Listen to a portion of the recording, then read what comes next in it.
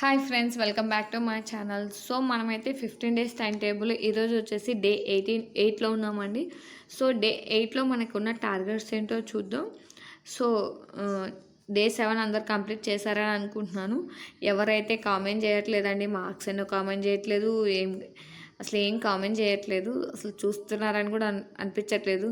50 views కంటే అసలు రావట్లేదు. సో ఇలా అయితే నేను కూడా డైలీ టార్గెట్స్ చేయనండి. సో మీరు చూడకుండా నేను ఎందుకు టైం వేస్ట్ చేసుకొని వీడియోస్ అప్లోడ్ చేయాలి చెప్పండి.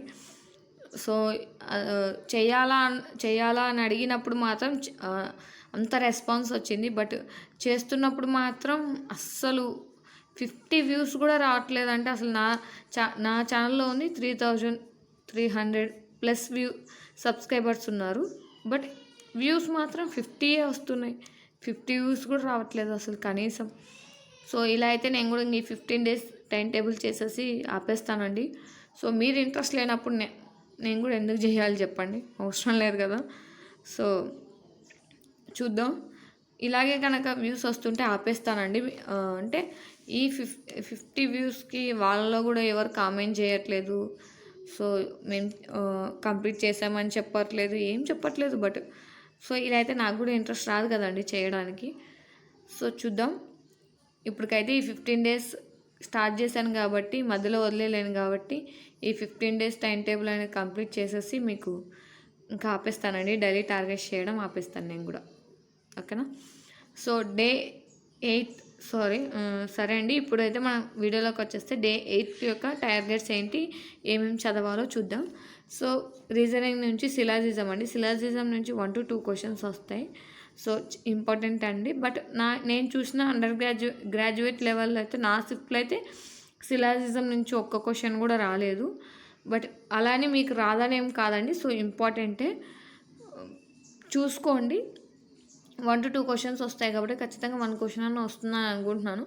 నా షిఫ్ట్లో రాలేదని, ఏ షిఫ్ట్లో రాలేదని ఏం చెప్పట్లేదండి. నా షిఫ్ట్లో అయితే రాలేదు. సో మీకైతే రావచ్చు.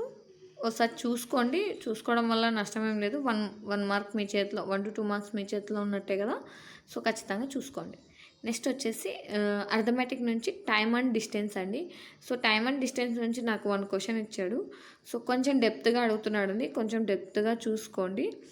ఇక్కడ నుంచి క్వశ్చన్స్ అనేవి కొంచెం డెప్త్గా అడుగుతున్నాడు. టైమ్ అండ్ డిస్టెన్స్ అనేవి కొంచెం డెప్త్గా చూసుకోండి. నాకైతే 1 క్వశ్చన్ ఇచ్చాడు. కంపల్సరీ 1 క్వశ్చన్ వస్తుంది కాబట్టి చూసుకోండి. ఇవి మెయిన్గా ట్రైన్స్, బోట్స్, సో ఇలాంటి వాటిపైన ఉంటాయి. ట్రైన్స్ మీద ఎక్కువ ఉంటుంది. ట్రైన్స్ మనం చెప్పాం కదా, టైమ్ అండ్ డిస్టెన్స్లో ట్రైన్స్ మీద కాన్సెప్ట్స్ మన ఛానల్లో వీడియో ఉందండి. ఎవరికైనా కావాలంటే ఒకసారి చెక్ చేసుకోవచ్చు.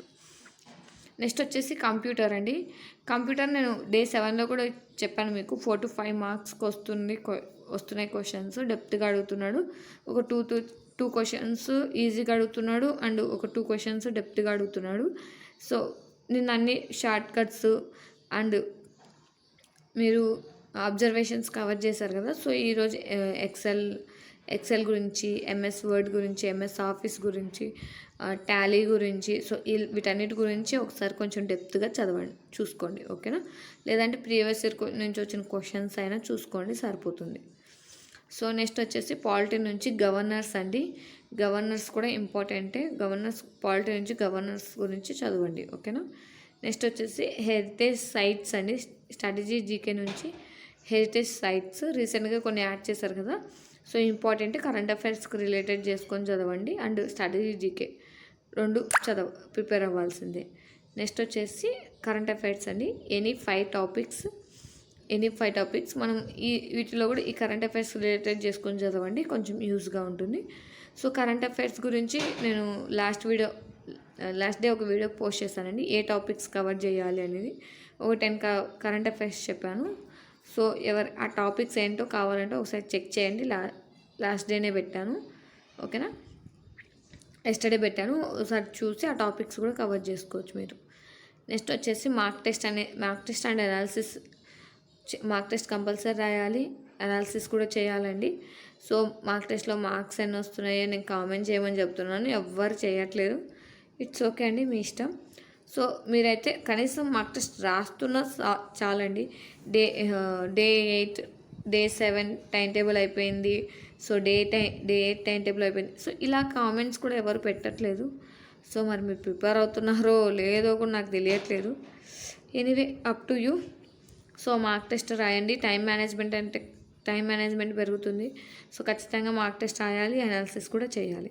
దీనివల్ల మీకు టైం మేనేజ్మెంట్ పెరుగుతుందండి. టైం మేనేజ్మెంట్ పెరగడం వల్ల మీకు అనేది ఎగ్జామ్ హాల్లో చాలా ఈజీగా అయిపోతుంది. ఖచ్చితంగా టైం మేనేజ్మెంట్ అనేది ఉండాలి. ఓకేనా? సో ఇదేనండి డే 8లో టార్గెట్స్ వచ్చేసి syllogism, time and distance, computers, polity నుంచి governors, heritage sites, current affairs నుంచి 5 topics, 1 mark test and analysis. ఎవరి దగ్గరైనా చాప్టర్ వైజ్ కనుక టెస్ట్లు ఉంటే అవి ప్రిపేర్ అవ్వండి. సరే అవి రాయండి. ఇక్కడ ఉన్న చాప్టర్స్లో ఇక్కడ ఉన్న చాప్టర్స్ నుంచి చాప్టర్ వైజ్ టెస్ట్లు రాయండి, సరిపోతుంది. మార్క్ టెస్ట్ అవసరం లేదు. ఓకేనా? సో ఇవైతే డే 8లో ఉన్న టార్గెట్స్ అండి. ఈ వీడియో మీకు నచ్చినట్లయితే లైక్ చేయండి, షేర్ చేయండి, మీ ఫ్రెండ్స్కి షేర్ చేయండి. అలాగే మన ఛానల్ సబ్స్క్రైబ్ చేసుకోండి. Thank you for watching. అందరికీ ఆల్ ద బెస్ట్.